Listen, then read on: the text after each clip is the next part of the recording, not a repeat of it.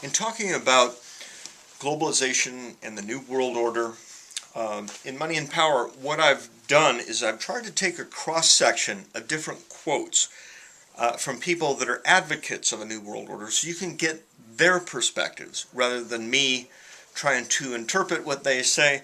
Let me just read you some of the context. Strobe Talbert, for instance, President Clinton's Deputy Secretary of State, was quoted in Time magazine in July 1992 saying, "In the next century, nations as we know it will be obsolete.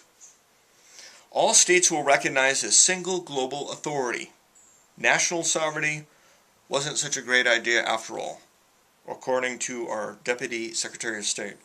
James Warburg, one of the people that first promoted this and put together the Federal Reserve, a leading German banker, speaking to the Senate Foreign Relations in 1950, he's telling our Senate, "We shall have world government, whether or not you like it, by conquest or consent."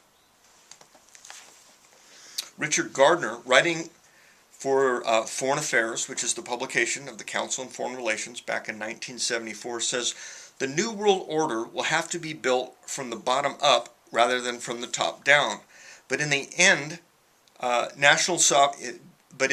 run around national sovereignty, eroding it piece by piece, will accomplish much more than the old-fashioned frontal assault."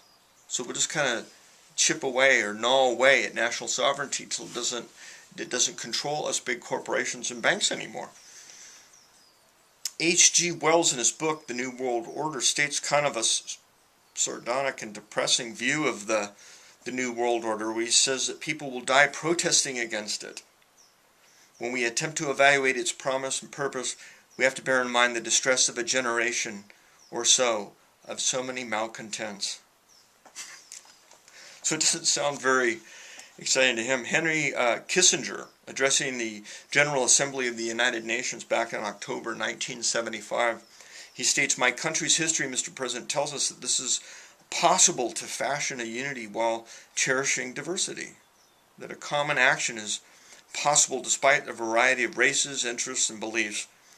We see here in this chamber," which is a good point. The United Nations has served to bring a voice to many different people.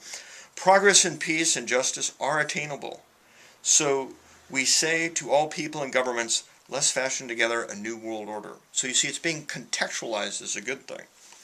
But then at the Bilderberg Conference in Evian, France in 1991, we get a different quote by Henry Kissinger. He states, "Today, America would be outraged if UN troops entered Los Angeles to restore order," referring to the 1991 riots in LA. And he goes on to say, "Tomorrow they will be grateful.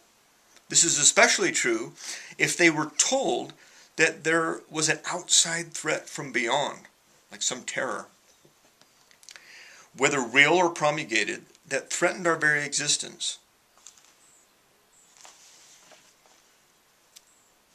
Think about that.